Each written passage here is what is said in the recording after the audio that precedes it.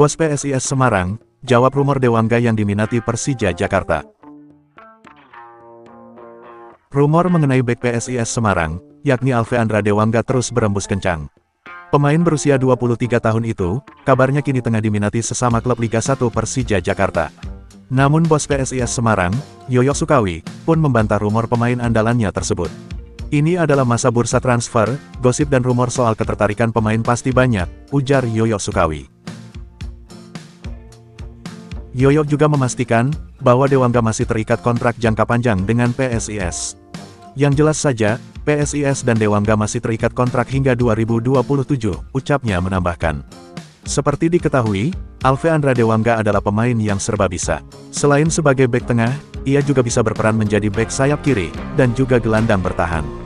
Dewangga bahkan sudah tampil sebanyak 15 kali untuk PSIS di musim ini, di mana ia 14 kali menjadi starter dan hanya sekali absen. Arema raih kemenangan, Persik Kediri dan PSS Sleman kompak berpesta gol. Arema FC kembali memetik kemenangan, di lanjutan kompetisi BRI Liga 1 pekan ke-17. Berhadapan dengan Semen Padang, Singoedan mampu menang dengan skor 1-2. Semen Padang unggul terlebih dahulu melalui gol Firman Juliansyah, namun Arema FC berhasil membalikkan kedudukan, berkat gol Charles Lokolingoy dan Salim Tuharea. Tambahan 3 poin ini, pun membuat Arema naik ke peringkat 4 klasemen sementara, yakni dengan raihan 28 poin. Sementara untuk Semen Padang, mereka masih tertahan di peringkat 17 dengan raihan 10 poin. Pertandingan berikutnya, mempertemukan Borneo FC dan Persik Kediri, yang digelar di Stadion Batakan. Di laga ini, Borneo FC mendapatkan kesulitan sejak di menit ke-19, mereka harus bermain dengan 10 pemain, setelah Kei Hirose mendapatkan kartu merah.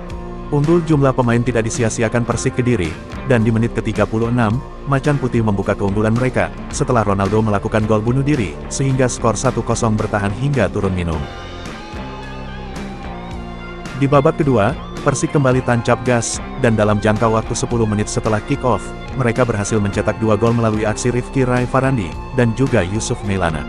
4 menit sebelum waktu normal berakhir, Persik memperbesar keunggulan mereka melalui gol Riyadno Abioso, dan skor 4-0 menutup jalannya pertandingan ini.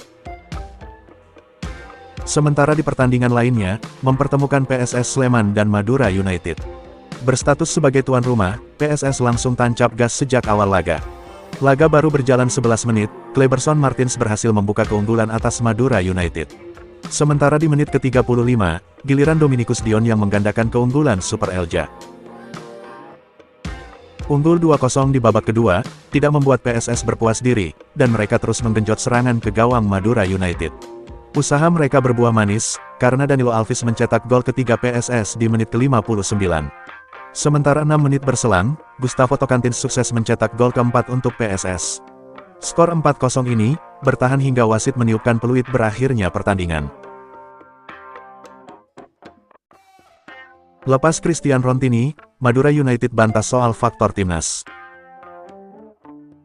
Keputusan Madura United melepas Christian Rontini, pun memicu spekulasi publik.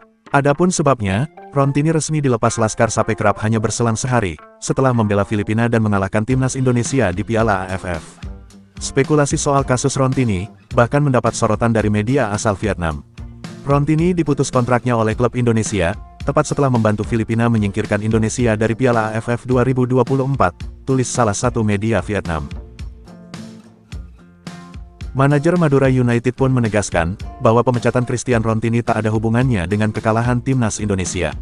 Pemecatan pemain berdarah Italia-Filipina itu, murni karena alasan teknis dan taktikal.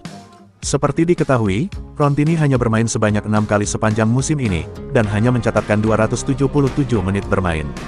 Dia hanya diturunkan 2 kali sebagai starter, dan sisanya lebih sering menjadi pemain pengganti.